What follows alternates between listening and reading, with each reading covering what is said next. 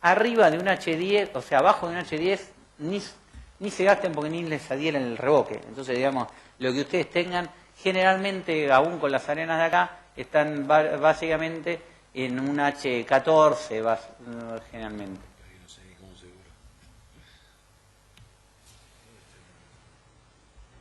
Ahí arriba. Acá.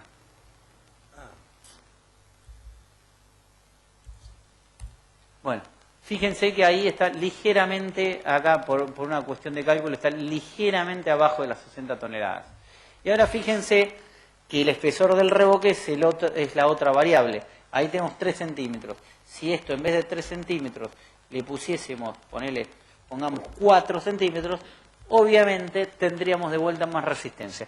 Esto es un poquito más discutible porque dependería de si, primero, si yo le puedo dar 4 centímetros de espesor, porque eso no cualquier mezcla, digamos, tendría la adherencia y ahí radicaría el conflicto. Generalmente, de vuelta, cuanto yo mejor tenga arenas, me dejaría más porosidad y me dejaría más mordiente para la segunda capa y entonces lo podría hacer. Con arenas que no tengan mucha curva granulométrica, eso es más difícil de hacer. Pero lo que les quiero decir, imagínense que si esto, a ver, cosas que hemos llegado, ¿no? O sea, nosotros en algunos lados se han hecho H23 tranquilamente, se han hecho, y espesores de 3,5 1000 veces, porque de hecho se han usado más de una vez, en vez de las guías de 2 centímetros, se han usado de 1 pulgada. Entonces, fíjense lo que da. 140 toneladas por metro lineal y estamos dentro de fluencia, ¿eh? O sea, no estamos en rotura. O sea que, digamos, desde ya que creo que satisface ampliamente los requerimientos mecánicos. Bueno, entonces, eso es básicamente lo que tenemos para mostrar hoy. Ahora les voy a mostrar una cosa más, que me imagino varios tienen la inquietud. Yo les dije que otra opción también era, a ver, cuando se hacen vías invertidas, ahora les muestro cómo. Generalmente cuando se hacen vías invertidas, la zona donde se apoya eso requiere ser una zona macizada, ¿no? Sí, y lo que necesita es que tenga unos ganchos que den la vuelta así, generalmente cruzados. Estos ganchos antes se le coloca una malla entera ¿para qué? Para que esa distribución del esfuerzo sea lo más pareja posible. Y después tendrá unas Ls normales a la nuestra. Esta parte se maciza y se le coloca los refuerzos que requiera. Bueno, esto es una vía invertida. Y si fuese de un solo lado, no pasa nada. Se le saca al lado que vaya. Sí, generalmente se utiliza el lado, digamos, o sea, se la dispone del lado, en ese caso, de la pared. El tabique de la pared, porque es el tabique que viene acá en el sentido vertical. Si yo lo quisiese combinar, por ejemplo, con un IPN, bueno, acá hay varias opciones. O sea, la opción más simple es simplemente apoyar el tabique sobre el IPN, poniendo acá unos feeder 6, de aproximadamente 1,20 m de largo, bien atadito. Y esta parte se la deprime para asegurar que todo esto quede bien protegido. O sea, esta parte, acá viene la compresión y se la deprime. ¿Se puede hacer con el IPN, con el poliestireno dentro del arma del IPN? Sí, también. Ahí voy a tener que tener más salvedades respecto a los puntos de soldadura, ¿no? O sea, tengo que estar seguro de que eso sea así. Incluso, digamos, hay gente que lo puede hacer, digamos, que hace que el IPN esté dentro de la zona comprimida, ¿no? O sea, digamos, dentro de la zona comprimida el poliestireno. O sea, acá tengo el poliestireno y esta parte que me queda acá. Entonces, en todos esos casos, o sea, toda esta parte va a ser comprimida. Acá lo que sí, vamos a tener que hacer algunas Ls acá, bien soldadas, para atar una cosa con la otra. Después le doy los detalles bien. Y lo que sí, cada vez que esto apoye, ahora miremoslo este IPN apoyando sobre la pared, lo que va a pasar es que cuando el IPN apoye sobre la pared, voy a tener que hacer un dado de apoyo, y ese dado de apoyo va a tener que tener un par de hierros.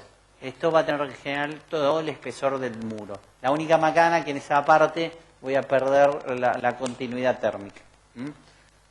Pero obviamente es una solución más que factible para luces importantes, ¿no? O sea, la combinación de todos los refuerzos que dijimos, la posibilidad de usar esto, la posibilidad de usar...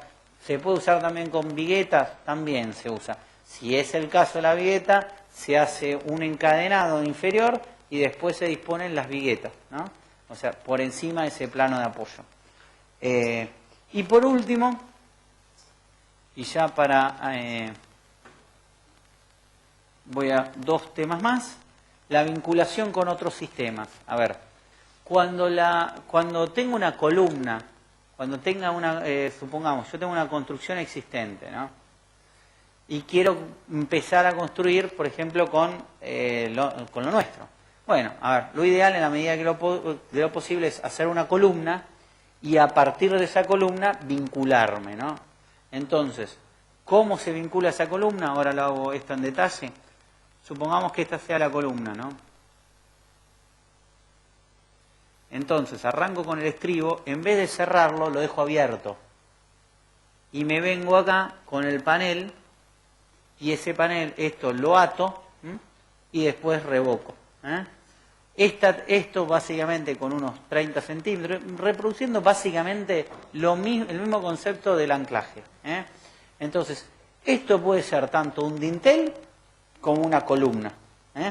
A ver, si yo lo quiero hacer más elaborado para que no tener una junta y demás, obviamente lo puedo hacer más elaborado, va a depender un poco de ustedes, digamos, de que realmente se puede hacer lo más elaborado posible. O sea, refiero, si yo tengo esto y me tomo el trabajo, entonces en ese caso lo cierro directamente y agarro y me hago algo así, por ejemplo, y me hago un gancho, algo así, para que me dé esto.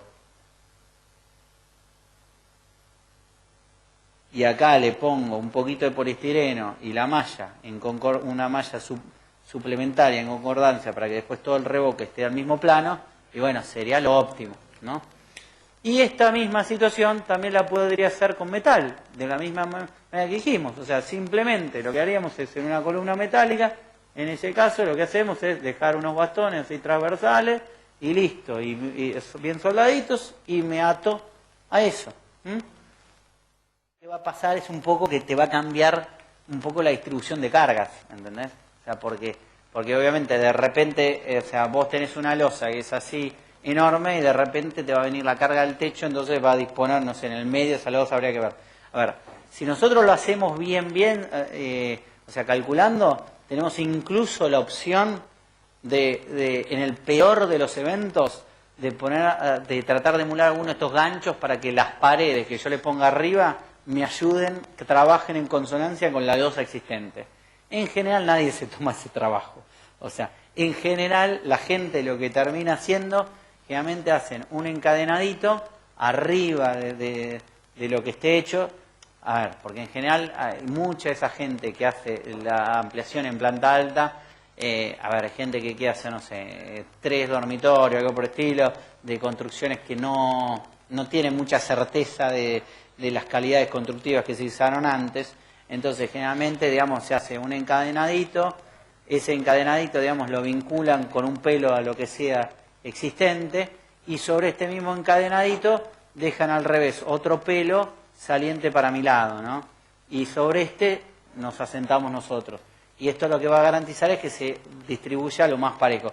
Pero en realidad, si vos lo pensás, este encadenado, o sea, yo lo que... si yo me pudiera... O sea, el sentido de este encadenado es darme un empotramiento mínimo. O sea, es asegurarme a mí una zona...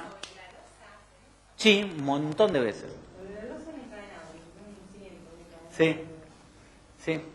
Y lo hacen para... Ningún problema. Ningún problema. Perforar. Si vos estás segura que la distribución no te va a joder de carga y no, tenés que llegar, no, lo mismo que la platea, tendrías que tener más o menos unos 8 centímetros de empotramiento. Si vos me podés garantizar eso y no te afecta, ya está, listo, no hablemos más, te va perfecto. Aunque eso no sea losa, que sea contrapiso. No, porque imagínate que tiene que ser tiene que ser digamos, un lugar, digamos, estructuralmente resistente, no puede ser un contrapiso. Aparte de contrapiso te carcomería el hierro, probablemente. O sea que vos, porque... y bueno... Y si el contrapiso es pobre, probablemente vos tengas un contrapiso pobre, que no tenga ni resistencia mecánica y a su vez tenga cal. O sea que, digamos, no... Pero con cualquier, a ver, con lo mío o con cualquier otra cosa, o sea, no va a ser, digamos, no puedes inventar sobre eso, o sea. Y sobre una celulosa sería lo mismo. ¿Sobre? Sobre una celulosa. Celulosa. No te escucho bien. Una losa cerámica. Ah, sí. Sí, a ver, el tema de la losa cerámica es que generalmente tienen lo mismo, a ver, le suelen poner una capa de compresión de 5 centímetros y no es suficiente, eso es lo que quería decir. A ver, tenés que tener cerca de 8 y los 5 ya si no llegás al nervio o llegás, digamos, a lo que te haga, digamos, al cerámico que no te sirve nada. Pero en ese caso, por eso, en ese caso que vos me estás diciendo, con un encadenado mínimo, o sea, esto que te estoy diciendo, no sé, 6 centímetros o 10 centímetros, lo que a vos te permita, pasa que es difícil de hacerlo tan chiquito, lo haces así y ya está, 10 centímetros y listo, ya está. En el caso que tengas la losa ya hecha, ¿no? Sí. La losa y las columnas, el proyectado de 3 centímetros, hay que hacerlo igual porque no va a ser importante ya en ese caso. No tiene tanta relevancia, lo que pasa que acá habría que, en el lado exterior yo recomendaría hacerlo por el tema, digamos, de la sal y demás. En el lado interno no habrá ningún problema. Sí, totalmente. Incluso te vuelvo a repetir, tengo premezclados hechos que no tienen, digamos, capacidad portante importante, o sea, digamos, creo que nos pueden garantizar nada más que 20 toneladas en vez de las 60 que hablábamos antes, pero digamos que la puedes tirar con una máquina tipo de Weber, por ejemplo.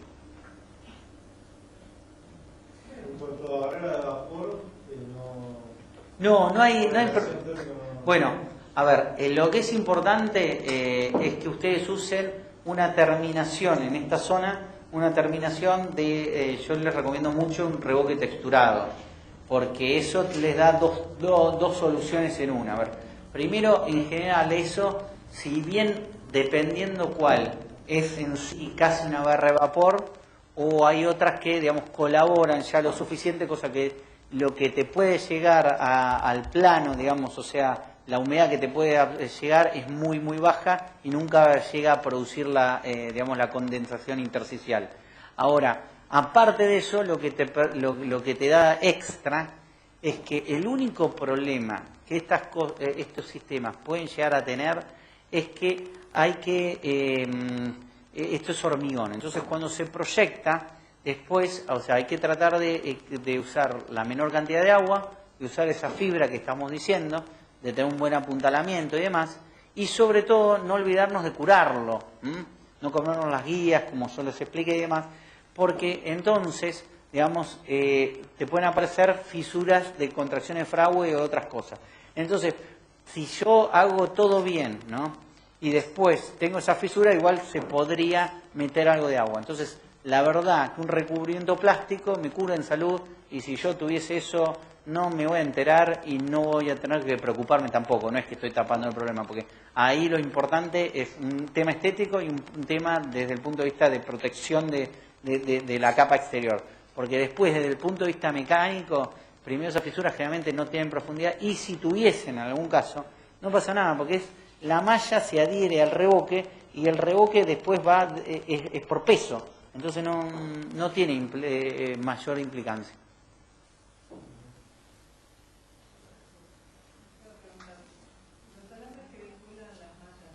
Sí. ¿Todos?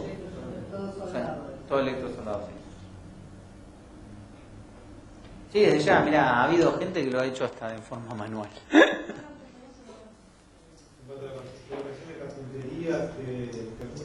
No, bueno, lo primero, yo les recomiendo a la gente que tenga, digamos, que después tengan la decisión de tratar de trabajar con el sistema, de pedirnos que yo les puedo mandar una serie de consejos que la verdad que yo creo que serían muy útiles para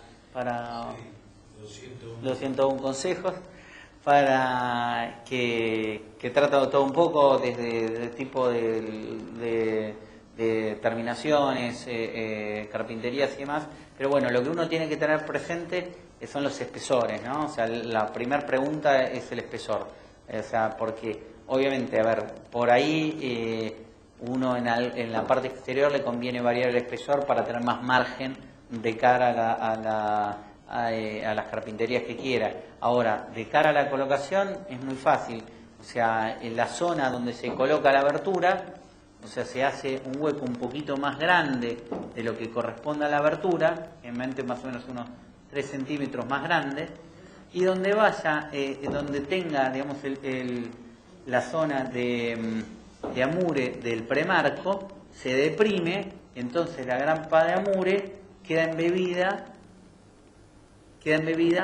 por el proyectado, o sea, proyecto ahí.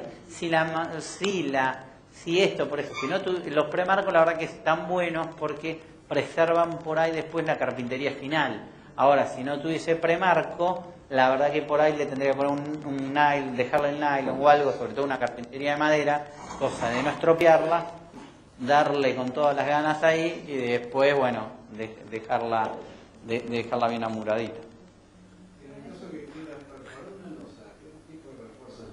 ¿Cómo? Perforando losa. Sí, para que... Como una pared, por ejemplo, como hacen las perforaciones en las paredes. Sí. O no sé.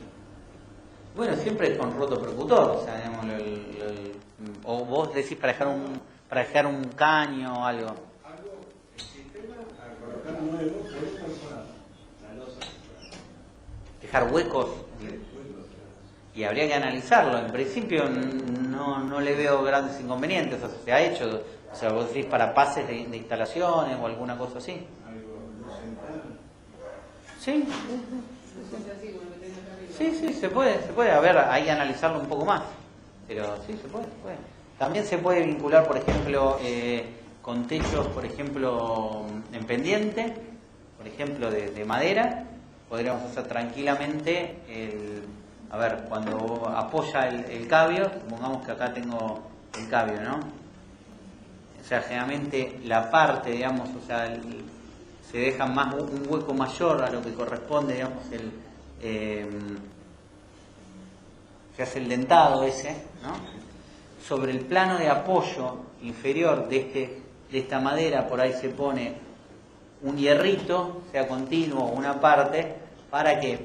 Para asegurarnos, más que la distribución, que trabaje bien de forma como el pórtico, eso que estábamos explicando. Y muchas veces, ahora en corte lo hago, es más fácil explicarlo. O sea, generalmente esto por ahí tiene un hierrito para asegurar esa continuidad. Generalmente del lado por ahí interior se le pone una especie de B corta, ahora lo miramos del lado de adentro, atada. ¿Para qué? Para que si viene un viento muy fuerte, no la puede succionar. Si fuese metálico, eso se suelda. Si es madera, yo prefiero hacerlo así, cosa de restringirlo al movimiento, pero no atarlo, porque a veces la madera, como tiene nudos, si yo lo fijo, ¿no? Por ahí cuando se expande, se agarra un nudo y se me empieza a abrir. Entonces, digamos, prefiero que no dejarle cierto grado de libertad. Una consulta sobre la resistencia de los tabiques. Sí. Nosotros sabemos que una columna de hormigón de 20 por 20 la resiste a 24 toneladas, 13 o 17. O sea, tú dijiste que 1 metro de tabique resiste 60 toneladas. O sea, prácticamente 3 veces lo que una columna de hormigón. Está considerado bien pandeo, una luz de 3 metros, coeficiente de seguridad. No. A ver, para. No, para. Eso, Estamos hablando a la compresión pura. a la compresión pura, sí. No, después vos tenés que entrar, viste la tabla esa, el diagrama de interacción, donde vos tenés que considerar otros datos. De todas maneras... Es parcial eso, es un dato. Pero es una referencia, o sea, para que vos puedas tener una idea a ver, de todas maneras, a ver, acá lo más, igual el cálculo incluso es diferente por lo que yo te explicaba antes, porque esto no hay forma de entenderlo el cálculo como un elemento aislado, como ¿entendés? Generalmente el punto más, a ver, se toman hipótesis más conservadoras, pues, que lo habitual, generalmente se está tomando coeficiente de seguridad de 2, algo, digamos, de eso. Pero, de todas maneras, ya te digo, depende un poco más también de la morfología, cómo ayuda o perjudica al proyecto. Lo que yo decía, eso es para tener una referencia, ¿no? Para entender, es un punto de partida. Por eso se considera por lo que me está diciendo, me hace recordar el tema de cáscara. ¿Te acordás cuando calculábamos como cáscara? Y esto me parece que es algo, por ahí va. Porque todo está trabajando, no por forma por ahí, pero sí por Sí. es monolítico. Porque Exactamente, sí. Sí, a ver, hoy le explicaba también a otras personas que obviamente me decía, che, pero las alturas de los pelos son siempre iguales. Le digo, sí, a ver, sí y no. A ver, ¿en qué sentido? A ver, nosotros, por ejemplo, porque eso depende un poco de los esfuerzos. A ver, si estuvieses en zona sísmica, a ver, tendrías que tener o más perforación o tendrías que tener, a ver, si uno lo engancha desde abajo, como yo hoy expliqué, digamos, al tabique, como si esta es la losa, y yo la agarrase desde abajo, ya está, no habría nada que hablar, digamos. O sea, ya no, o sea, eso no se, o sea, no, tendría que haber una altura muy grande acá, justamente para generar un momento tan importante para que acá estuviese el corte. Pero ¿qué pasa? En general, digamos, tampoco estas alturas son tan grandes, entonces yo no estoy planteando hacer, digamos, una altura de 6 metros, ni siquiera. O sea, y en general, ¿qué pasa? De vuelta, acá hay un horizontal y se vincula uno con el otro. Entonces, eso es lo que en el, no sé, 90 y pico por ciento de los casos no se da por eso. Y eso en solicitaciones, incluso ya te digo, con sismo. En lo nuestro en general, con el peso propio, si esta vinculación existe, estamos perfectos. Ahora, obviamente, si yo lo considerase como si fuese una medianera, y tendría que tener o contrafuertes, como a veces lo hemos planteado, pero incluso miren las alternativas que hay en medianeras, ¿no? Supongamos, obviamente, si yo tuviese el caso más crítico, ¿no? Una medianera. Obviamente, el volcamiento, ¿en qué estaría en relación? A la altura, al espesor del panel y al esfuerzo, básicamente acá, del viento. Y el esfuerzo del viento será el bolsamiento, entonces, digamos, a la superficie de contacto que tenga eso. Entonces, sería mucho. Entonces, después, para mejorar esto, ¿yo qué tendría? Y bueno, ¿cuánto me meto dentro cuando tengo empotramiento? ¿Qué largo sería el pelo? Eso sería un dato. Obviamente, lo podría mejorar, y ahí sí, por eso tendría relevancia eso, poniendo, digamos, no sé, gancho cenú, poniendo desde abajo, o sea... Entonces, pero en realidad, generalmente, lo más conveniente es o poner alguna columna acá que rigidice esto, y generalmente a veces esas columnas cumplimentarlas con esto, deprimiendo un poquito acá y haciendo un travesaño, cosa que tenga, a ver, que esto esté rígido en un costado y arriba también un poco rígido, o sea, que vibre menos, porque entonces ahí voy a estar haciendo lo más parecido a un arco de fútbol. Entonces el problema, en vez de estar de tener acá el problema, voy a pasar a tenerlo acá. Entonces, esa sería una de las opciones. Pero la otra opción también es siempre poner un contrafuerte. O sea, y la última de las opciones, que se ha hecho más de una vez, poner un alero. O sea, porque este alero me empieza a trabajar como una pieza así en L. Dada vuelta, pero es una pieza en L. O sea que eso también funciona. O sea, esto, por ejemplo, se ha hecho varias veces para cierres de plantas, y de fábricas y demás. O sea que ahí sí de vuelta trabajás con la morfología.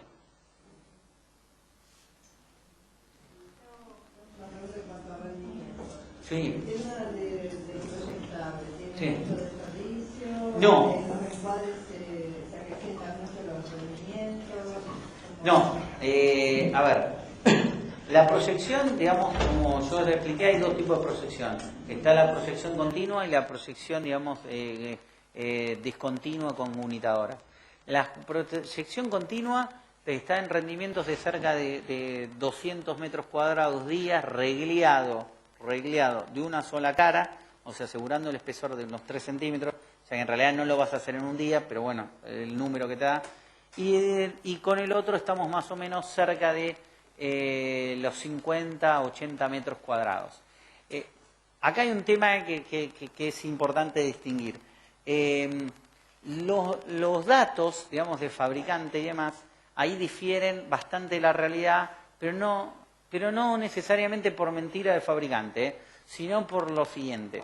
Porque cuando yo aplico, supongamos que yo tengo una pared acá, ¿no? Claro, cuando empiezo a revocar en esta zona que a mí me da a la altura, estoy bárbaro. Cuando empiezo a ir más para arriba, me empieza a complicar un poco el swing.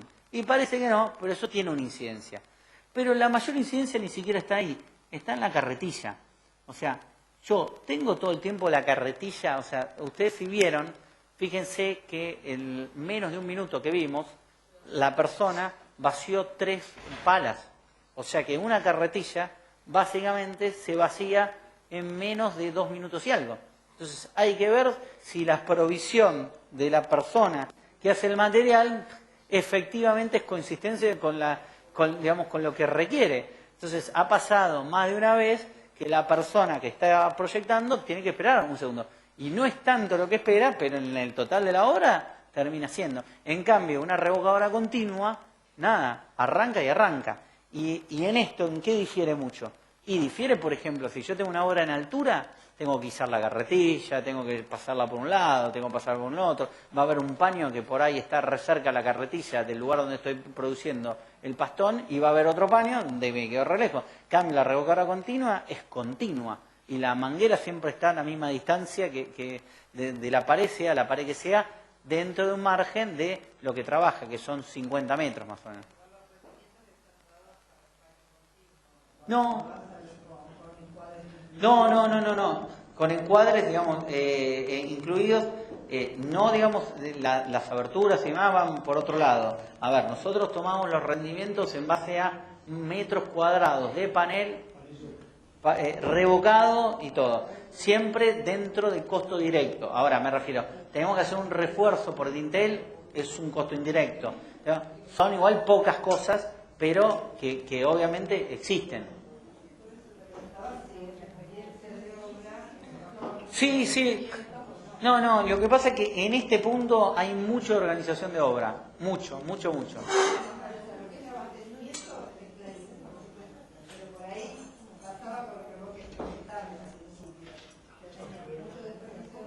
No, el desperdicio, por ejemplo, acá en la...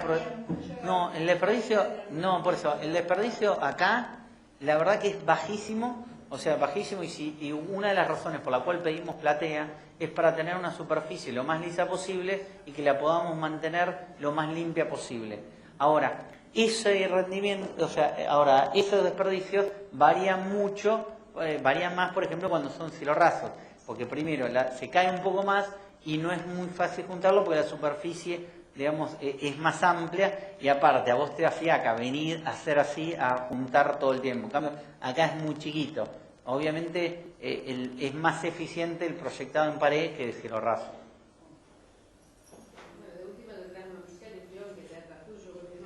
Sí, lógicamente. Igual imagínate que obviamente que la superficie a proyectar en paredes, imagínate, a ver, una casa básicamente, ponele de 100 metros, tiene cerca de 350 metros cuadrados de paneles. De esos 350 metros cuadrados de paneles son 100 metros cuadrados de losa y 250 de paredes, básicamente. De esos 250 metros cuadrados de paredes terminan siendo 500 metros cuadrados a proyectar. En cambio de losa termina siendo 100. O sea que la relación es 5:1. O sea que obviamente aunque te lleve aunque te lleve, no sé, una vez y media al otro, en el total de la obra se recontra compensa, porque es menos, digamos, no llegas ni a hacer un tercio de la incidencia. Pero es cierto que proyecta el cielo raso en la estrella. Porque todos lo están sirviendo ahí. Tiene un automático ahí. Sí, no se quiere bajar. Aparte, pensá que a veces lo que sí, el cielo raso, obviamente, depende de la altura que tengas que tener por lo menos unos tablones que ellos dan sobre tachos de pintura, eso es lo más normal, ¿no?